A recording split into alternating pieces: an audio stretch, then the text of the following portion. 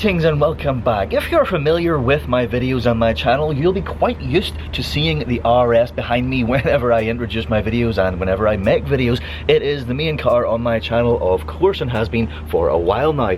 But what I am about to reveal to you is a new little toy that I have acquired. So if I do a 180 flip, here it is, the Mini Cooper S. So yes, the Mini Cooper S, specifically this one is from 2013, so it's not brand new, but it still looks really nice in my opinion. It's something that we can play with, of course, a bit, but I suppose what you could say is it's kind of like an RS saver. So I've been driving this loads and loads and loads recently, clocking up the miles, so I still want to drive it plenty, but gonna drive this a bit just to save putting too many miles on the lovely RS. It is what they call pepper white, which is kind of like an off-white. It's not really cream, but it's not really white, and it's not really grey. It's kind of just off-white. Black wheels. Not really too sure about the design of the wheels, but we'll come to that in the future. Cool things at the front then. This quite obvious hood scoop, which I will talk about shortly. We have bi-xenon headlights, which is good. We have these cool like brake ducts to cool our brakes, which is nice. We move on then. Has factory black roof, and I've already fiddled with it, to be honest. I have put a stubby aerial on it. The antenna that came on it was in pretty rough condition, and it was absolutely massive. It was about approximately the height of that house right there. So you may recognize this. I recently actually took this off the RS because it was getting a bit weathered, and I've fully refurbished it. Don't have the Sparkle logo anymore because it's like fully repainted and stuff, but now it looks great and it looks fantastic on the Mini. There's a fair bit of chrome, which I am thinking maybe I should de-chrome, but we'll see about that in the future. We've got a cool rear wing here, which is a pretty sleek shape, as you can see. And around the back, central dual exit exhaust tips. As far as the inside goes, there's not really too much to report on the inside. I mean, we've got, you know, half leather seats, etc. I have some ideas that we could do in here. We've got nice Mini Cooper S kick plates. So if I pop the bonnet here, so the engine is a 1.6 litre turbo, pretty standard. It's pretty nippy. It's got a little over 180 horses, so kind of similar to my old Fiesta ST from stock. It's got the big old airbox up here. The air comes in just at the side here, so it's, and then it's piped down in here and then down here into the turbo. And yeah, it's pretty standard. I mean, it is literally, well, it's literally standard. This is completely unmodified. But yes, what I was going to say about the hood scoop. So if I pull this down a little, you can see the hood scoop's right here. It does actually function kind of.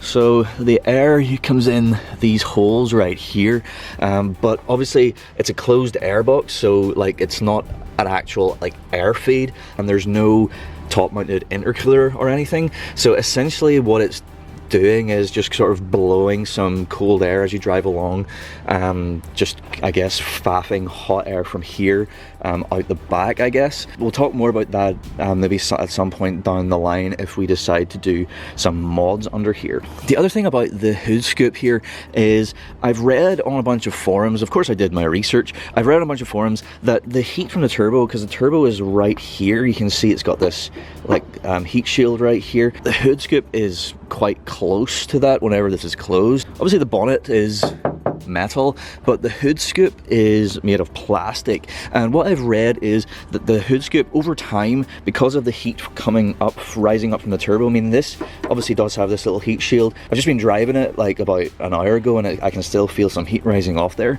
So what I've read is that that hood scoop can warp with the heat and sometimes even crack over time. So I have a solution for that, which I will get to very soon. And then the other wee thing that I'm also going to do today is with regards to the number plates. So if I hunker down here, you can see it's screwed on with rusty. It's screwed on and the screws have gone all rusty, which just kind of annoys me. So I do have some nice replacement plates, which I'll show you in a second. You know, I mean, it is what it is, you know, screws are screws. I'm not a big fan of this type of way to attach a number plate. I just hope that whenever I take these off, there isn't a bunch of like annoying sticky pads underneath, because quite often dealerships, I won't mention the dealer, they would quite often use the wrong ones. I mean, it's I do see some, oh dear. But yeah, we'll sort that out and we'll get some nice new plates on there and we'll get that all nicely sorted out. Okay, so these are the brand new number plates. These are from Number Plates Next Day. Kind of inexpensive, still custom. I mean, I went for really clean, simple design. Could have got all kinds of borders and, you know, things on here, but I just went for like super duper clean, fully reflective, and I think it's just going to look real nice.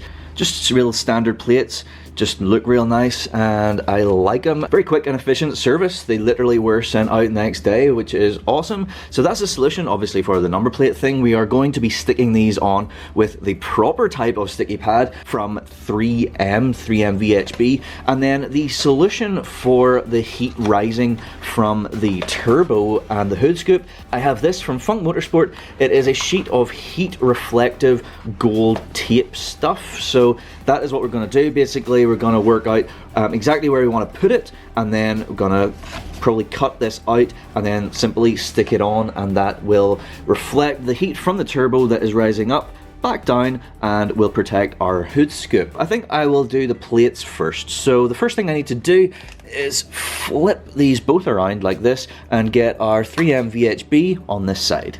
Okay, so I actually decided I'm going to take the old plates off first and kind of hope that it's crumbling, which is not so great. Oh, I might have to drill that out, which is a pain in the ass. So maybe I can get this one off.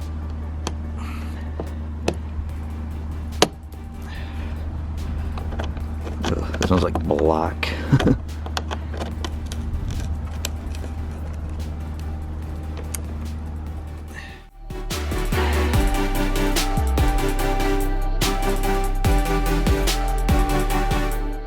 So this is exactly why not to use screws, especially just screws that are going to rust like this, to attach a number plate. So I had to resort to other means to get it out, which I obviously managed to do. Bit of a dirty old process, but yeah, I'm going to need to repeat the process of ripping the plastic thing off with my pliers and then just gradually using the pliers to get that other screw out, and then we can get this off and we can clean up behind.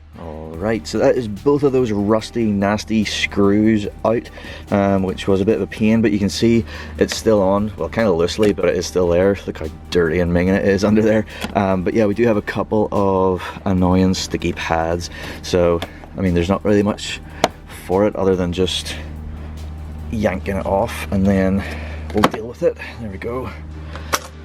So yeah, two of the incorrect type of sticky pads that are just pointless, and well, that one actually has pretty much come off, so that's actually a good thing. I thought I was going to have to use some hardcore like chemical remover stuff to get these pads off, but looks like I won't have to. It looks like they're going to come off because they are not the appropriate type of pads, so they're coming off relatively easily.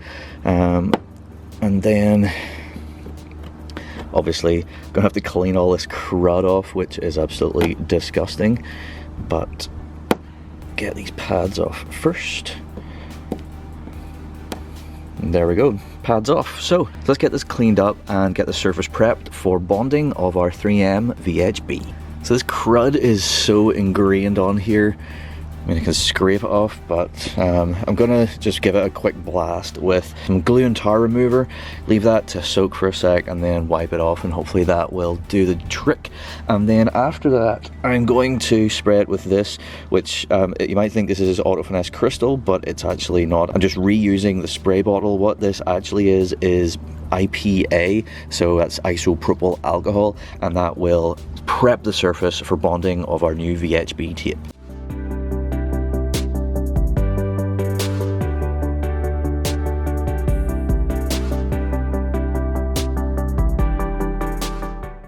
So you'll have seen I had to resort to clay barring it, even just to get that last bit of crud off. It was right on there, so a bit more of a hardcore decon job than I was expecting, but now we have a nice clean surface for bonding. So we can jump over and prep the plate and then get it on. Before I put the VHB on, I'm just gonna give this a little spritz with my IPA, just to make sure that this surface is also fully ready for bonding to the tape. So this is the tape that I'm going to be using. It is in a roll, obviously, so I'm going to be cutting it little pads essentially and sticking onto the back of the plate, which will then go onto the car. So this is the first strip on. You can see that I didn't go all the way to the edges. I left a bit of a gap so that whenever this is stuck on, you can't see the edge of the tape. I mean, it's super duper thin tape, you know, so you're not gonna really see it anyway. But yeah, you just don't want to go all the way to the edge. So now I am going to essentially just cover this. I'm gonna go another one down at the other end. I might do some horizontal ones as well, and then some in the middle, and that should be good.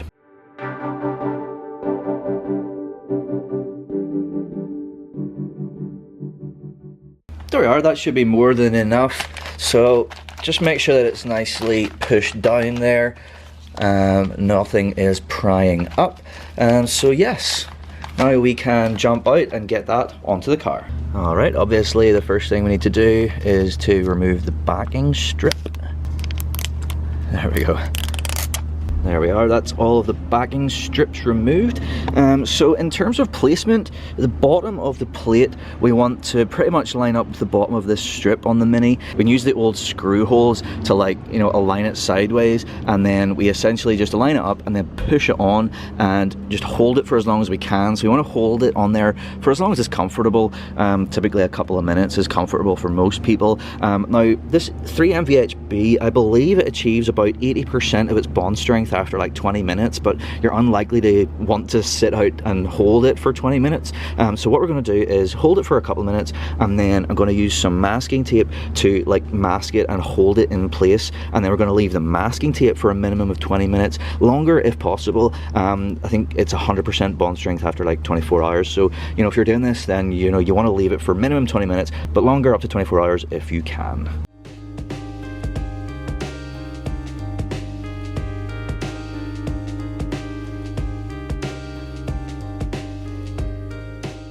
Alright, cool, so that is our front number plate on and taped up, so leaving that for a minimum of 20 minutes. So now we can move on to the rear, repeating the exact same process. Hallelujah, I can actually turn these. Even though this one looks a bit rusty, it still turns, yeah. So that is the rear prepped. It was the same kind of story, just really dirty pads, needed to do a full-on decon, but now that is done and the surface is ready to rock and roll. I've done the IPA. This side is a little bit different because you can see we have this area here which is like recessed in, but then we have these screw holes which are actually protruding out. We essentially kind of need to avoid this area to some degree. I mean, I'll probably put a bit of a pad in there. In fact, I might put the pad there on the car, just so that I know that it's exactly there. And then the other pads on the actual plate I'm going to put just around the edge. So that's what I have on the car, and that is what I have on the plate.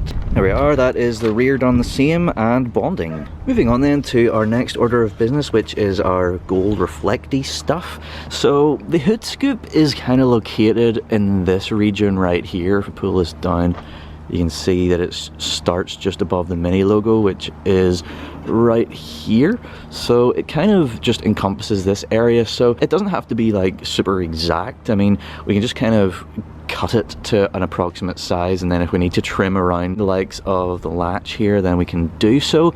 But yeah, we just want to get it on here and probably get it going at least to the start of the holes where the cold air is coming in from the hood scoop. Okay, so I've cut a bit off the bottom. It's a pretty good size in one direction, it's just the other bit that just needs trimmed off for this. So yeah, I mean, I can just peel this back and start sticking it on here. I'll probably start sticking from down here, working my way towards the end of the bonnet, and then whenever I need to cut around something like this, I will do so. But yeah, that's pretty much it, other than I'm going to grab my IPA, my isopropyl alcohol, give this a wipe down just to make sure that the adhesive sticks properly.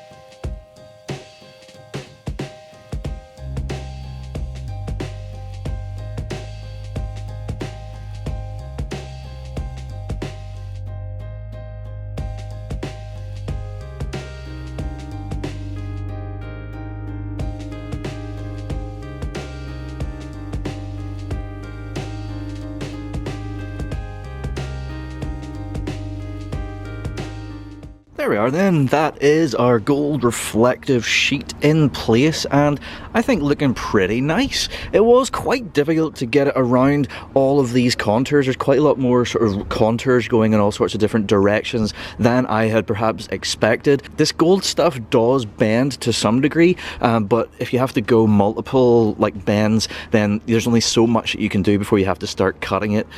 So that's what I had to do. But yeah, I mean, final product I think looks great, and of course that is directly above where the turbo is, so that will protect our hood scoop nicely. So that is us done for now.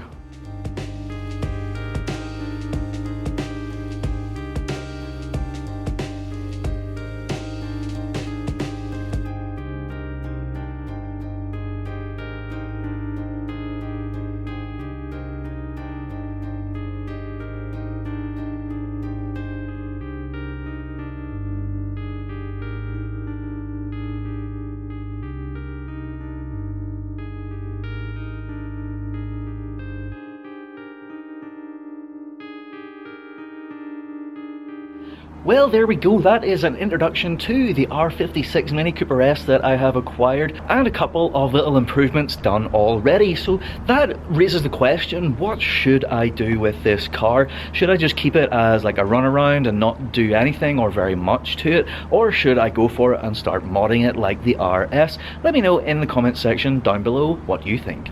So I hope you like that. I hope you like the little improvements that we made, and I hope you enjoyed this video. Thank you so much for watching. Please do like, share and subscribe for more content to come very, very soon. Thank you once again. Goodbye.